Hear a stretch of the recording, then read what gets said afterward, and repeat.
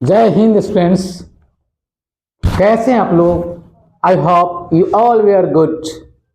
सो आज जो हम शुरू करेंगे वो होगा एलसीएम और एचसीएफ। एचसीएफ महत्तम समापवर्तक और एलसीएम लघुत्तम समापवर्तक। आज मैं जो अभी तक आप पढ़े होंगे हम उसे कुछ खास तरह से पेश करेंगे आपके सामने। एलसीएम और एचसीएफ को जो विभिन्न प्रतियोगिता परीक्षा के लिए भी उपयोगी है और जीवन के अनेक क्षेत्रों में जरूरी है। बस आपको बने रहना है इस वीडियो में अंत तक। अगर आप इस चैनल को सब्सक्राइब न किए हैं तो कृपया सब्सक्राइब कर लेंगे। तो चलिए शुरू करते हैं। एचसीएफ और एलसीएम। ये देखिए एचसीएफ ये क्या एचसीएफ होता है? एचसीएफ होता है हाईएस्ट कॉमन और फैक्टर, और ये एलसीएम जो होता है ये लोएस्ट कॉमन मल्टीपल।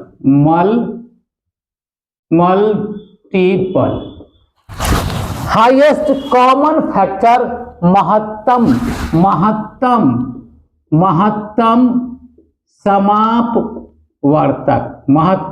समापवर्तक, और ये लोएस्ट कॉमन मल्टीपल एलसीएम जो होता है वो लघुत्तम समापवर्तक।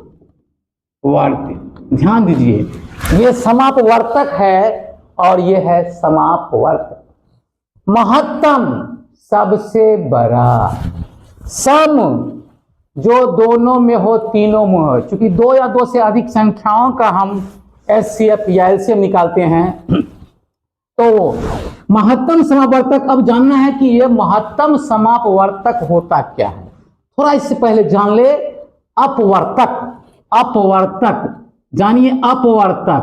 अपवर्तक इसी को अंग्रेजी में क्या बोलते हैं? फैक्टर। क्या बोलते हैं स्टूडेंट? Factor, FACTOR। अपवर्तक होता क्या है? अब जरा इसको देखिए। आप एक संख्या लेते हैं हम 12। अब 12 में किन किन संख्याओं से भाग लेगा आप जानते होंगे। बता कोशिश करें, क्या किन से लगा? एक से। एक जितनी भी संख्याएं होती है सब में एक से भाग लगता है, यानी एक सबका भाजक एक से। उसके बाद 12 में लेगा 2 छक्के 12 2, 3 से लेगा 3 चौके 12, 6 दूना 12 और 12 एकम 12। अब ध्यान दीजिए, 12 में एक से पूरा भाग लेगा, 2 से लगा, 3 से लगा, 6 से लेगा 12। एक तो सबका, एक के लिए सोचना ही नहीं है। एक सब संख्या का तो एक हो गया। और तो इन संख्याओं से तो 12 में जिन संख्याओं से पूरा भाग लगा वे सभी 12 के अपवर्तक हो गए। वो सभी 12 क्या हो गया? वर्तक हो गए। जैसे 6 का वर्तक लिखना है तो 6 का हो जाए 1 से लेगा, 2 से लेगा, 3 से लेगा 6। ये 1 2 3 6। तो किसी संख्या का अपवर्तक, किसी संख्या का वर्तक वे सारी संख्याएं होती है जिनसे वह संख्या पूर्णतः विभाजित होता है। क्लियर? किसी संख्या का वर्तक वे सारी संख्याएं होती है जिनसे वो संख्या पूर्णतः। यहां 12 में 2 से लग रहा है पूरा, 3 से लग रहा है, 6 से लग रहा है 12 से, ये सब 12 के वर्तक है। दूसरी तरफ हमारा है, ये हमारा एक होता है अपवर्त। ये अपवर्त मल्टीपल ये क्या होता है? मल्टीपल ये क्या होता है? देखिए, अब हमको 12 है तो हम यहां 12 का टेबल लिखते हैं। 12 24 36 48 60 इस तरह से। अब देखिए, ये 12 का जो टेबल है, 12 का पहाड़ा है, ये सब 12 के अपवर्त है। यानी किसी संख्या का अपवर्त वे संख्याएं होती है जिनमें दी गई संख्या से पूरा भाग। उल्टा है फैक्टर का, उल्टा फैक्टर का होता है जिन संख्याओं से उसमें भाग लगेगा वो सारे फैक्टर होंगे। मल्टीपल में क्या होगा, जिन जिन संख्याओं में भाग लगाए वे सारी संख्याएं दी गई संख्या का अपवर्त होगा। क्योंकि हमको यहां काम करना है इसी पे, दोनों अपवर्तक और अपवर्त पे काम करना है। एचसीएफ में करेंगे अपवर्तक से काम, एचसीएफ में करेंगे अपवर्त से काम। एचसीएफ में करेंगे महत्तम समावर्तक में अपवर्तक से काम करते हैं और लघुत्तम समापवर्त में अपवर्त से काम करते हैं। ठीक है, तो देखिए इसको क्या होता है। जैसे आपको निकालना है, मान लीजिए कहीं निकालना है 6 और 8 का निकालना है आपको एचसीएफ, 6 और 8 का एचसीएफ, 6 और 8 का एचसीएफ। आइए तो पहले 6 का अपवर्तक लिखिए, 1 2 3 6 लिख लिया, 1 2 3 6 किसका अपवर्तक हुआ, ये 6 का। 8 का अपवर्तक लिख के देखिए, 8 का होगा 1 2 4 और 8, एक सबका अपवर्तक होता है, एक लिख लिया। अब देखिए इसमें कौन कौन है जो दोनों में है, तो ये दोनों में है, ये 2 है जो दोनों में है, ये हुआ इसका सम अपवर्तक। क्या हो गया, 2, सम अपवर्तक हो गया, सम अपवर्तक 2। ठीक है, बाकी अब कोई है ही नहीं, चूंकि अकेले 2 है इसलिए इसका एचसीएफ क्या हो जाएगा, 6 और 8 का एचसीएफ होगा 2। अब देखिए 2 से 6 में भाग लगाइए, 2 तिया 6 लग गया, 2 से 8 में लगाए, 2 चौके 8, ये हो गया इस तरह से।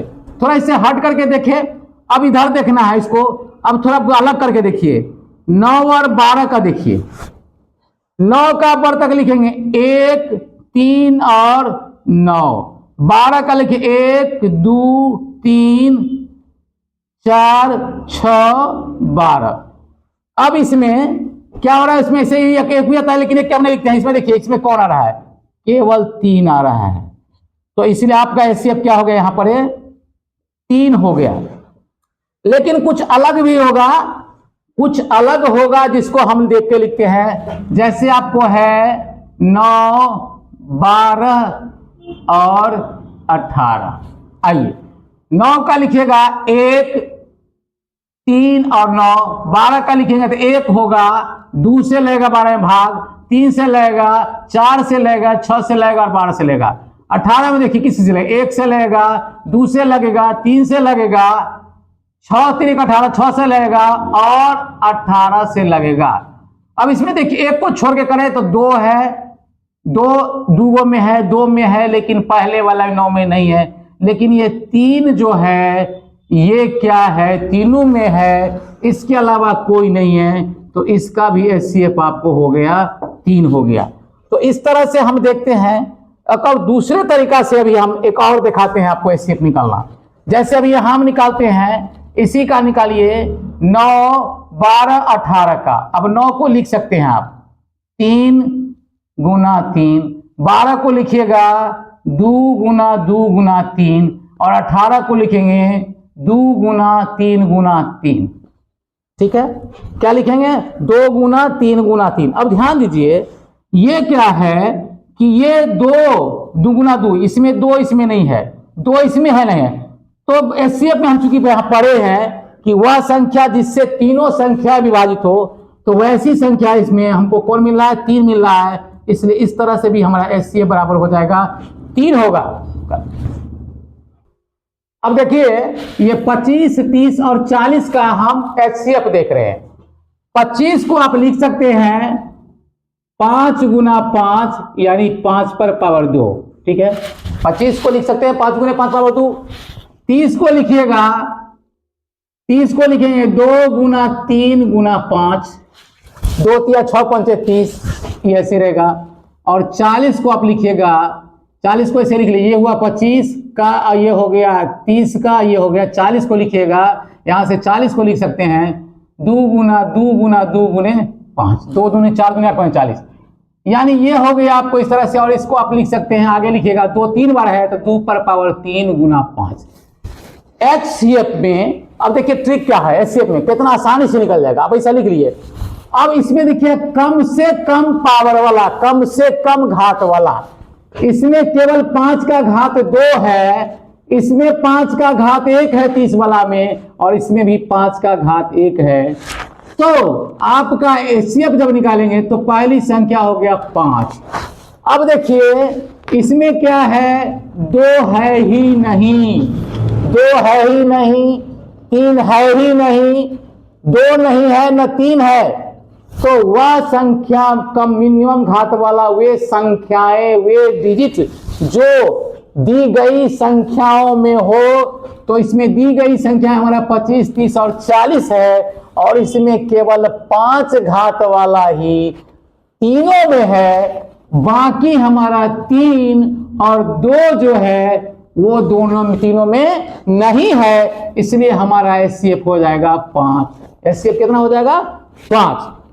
अब हम एलसीएम की तरफ बढ़ते हैं।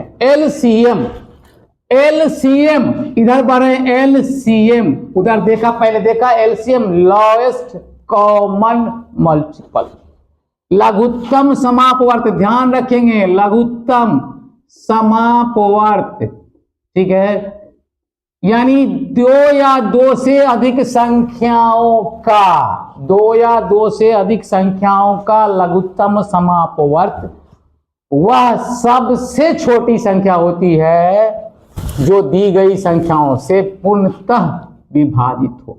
अब 25, 30, 40, अब देखिए 25 को अभी हमने लिखा 5 पर पावर 2, 30 को लिखा 2 गुने 3 गुने 5, और 40 को लिखा 2 पर पावर 3 गुने 5। सिंपल मेथड शायद नहीं सीखे होंगे, या सीखे होंगे तो देखिए फिर गौर से। 5 पर पावर, तो इसमें क्या हुआ, एलसीएम जब निकालना होगा तो हम इसका ये 5 का एचसीएफ में कम घात वाला लिए थे, एलसीएम में मैक्सिमम घात वाला लेंगे। यहाँ 1 घात है, यहाँ 2 घात है, यहाँ 1 घात है, तो 5 पर पावर 2 गुना, अब देखिए 2 पर पावर 3, यहाँ 2 पर पावर 1, इसमें 2 नहीं है, तो फिर हम इसका मैक्सिमम घात लेंगे 2 पर पावर 3, और गुना 3 अकेले में है तो गुना 3, यानी क्या हो गया 25 गुना 8 गुना 3, यानी 25 8 200 और 200 तिया 600, ये हमारा आंसर हो गया। एक और देखते हैं जो रेलवे में पूछा भी गया है, उस क्वेश्चन को देखते हैं। वो हमारा है कि एलसीएम निकाल के देखते हैं। हमारा वो एलसीएम है, निकालना है, वो संख्या हमारा 28, 56 और 98, 28, 56 और 98, 28, 56 और 98। देखिए कितना सस्ता है, सरल है। 28, 56, 98। आप 28 को लिखिए, क्या लिख सकते हैं 14 गुना 2, ठीक है, 28 को लिख सकते हैं 14 गुने 2। 56 को लिखिएगा 14 गुने 4, और 98 को लिखिएगा 14 गुने 7। 14 गुना 2, 14 गुने 4, 14 गुने 7। तो हमारा एलसीएम जो होगा एकदम सटीक, पहले 14 और गुना, देखिए ये 4 को लिख सकते हैं 2 पर पावर 2, यानी यही मैक्सिमम हुआ, 2 पर पावर 1 आता है, यहाँ 2 है, तो हम ये 4 लिख लेंगे 2 पर पावर 2 यानी 4, और फिर हमारा क्या बच गया है, वो 7 बच गया। ये 7 गुना कर लीजिए, 14 चक्का 56 गुने 7 गुना कीजिए, 7 छक 42 और 7 पचे 35, 4 39, यानी 392। हमारा क्या आ गया, ये आ गया 300 आ गया, 92 आ गया, तो ये हमारा क्या निकल गया, एलसीएम निकल गया। ठीक है, तो इस तरह से और दी गई संख्याओं का हम शॉर्टकट विधि से एचसीएफ और एलसीएम निकाल सकते हैं। आज इतना ही, नेक्स्ट अगले वीडियो में।